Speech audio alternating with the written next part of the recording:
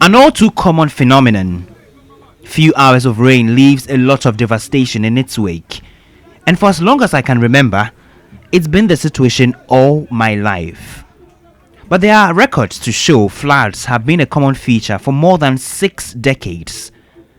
An April 11, 1960 Daily Graphic newspaper gives a vivid reminder.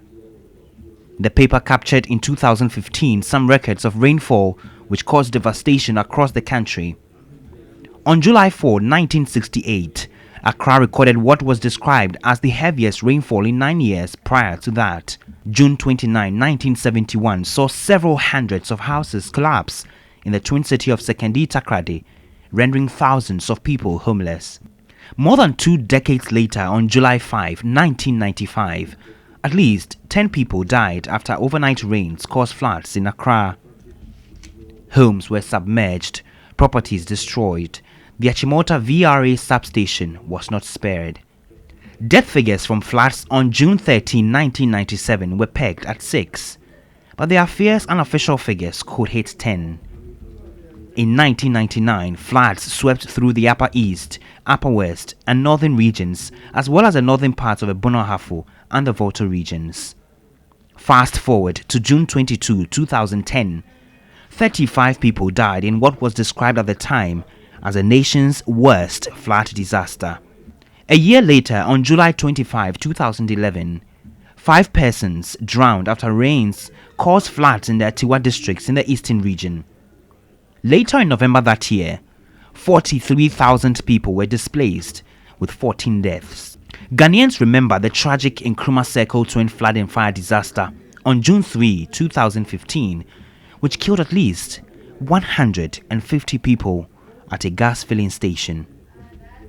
When we have finished fighting the fire, that we saw there were dead bodies scattered at the filling station, and that was how we were able to collect those dead bodies as well to the 37th hospital. I personally counted 73, but other agencies also had others. Between 2019 and 2020 alone, more than 40 people have been killed by floodwaters across the country. There are predictions the coming years could get worse. Engineer Abdullahi Mahama is a road and building consultant.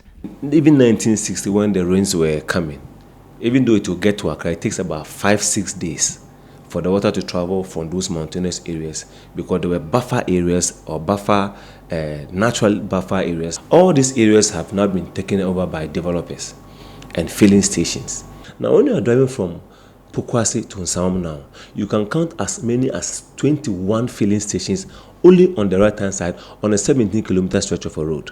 What I see on the Ayi-Mensah stretch, what I see around the Amasaman stretch, which is so scary now, what I'm seeing at Weja, we're going to have about 10 times what we're experiencing now in the next 5 or 10 years. With these predictions, we ask, is there a plan to deal with the flood monster? The 2 leading political parties which have formed governments in the past are seeking another mandate. But conspicuously missing in their manifestos are concrete, drawn-out plans to deal with flooding.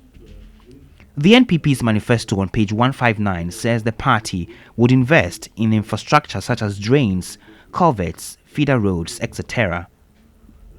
The NDC says on page 89 of its manifesto it will dedicate a fraction of a $10 billion amount to construct water supply, sewage and sanitation systems under its Big Push agenda.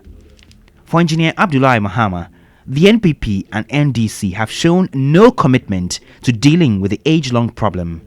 I don't see anything better. It looks like they are all reactionary. They want to, when the issues come, they hope that we won't have disasters. And because they know that Ghanaians will easily forget about a month or two when the rains are gone, everything goes down. The media should query the 2 big political parties to come extensive with how they want to, especially even with Odo in Accra. He believes the various assemblies are complicit. The assemblies have to stop speaking about lack of funds and logistics. The assembly is the first point of call to the floods we're having in the country. They are more or less, when they overlook development, the floods will come at us. We'll be faced with the intensity of the flood, because the assemblies are those who are supposed to give permits. And there are so many laws that they can always use to prevent ABC from issuance of permit in an area, citing reasons.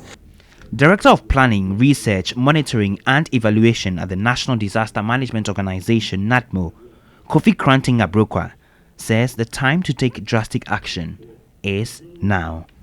We need a major demolition exercise. That is what I will say. A major demolition exercise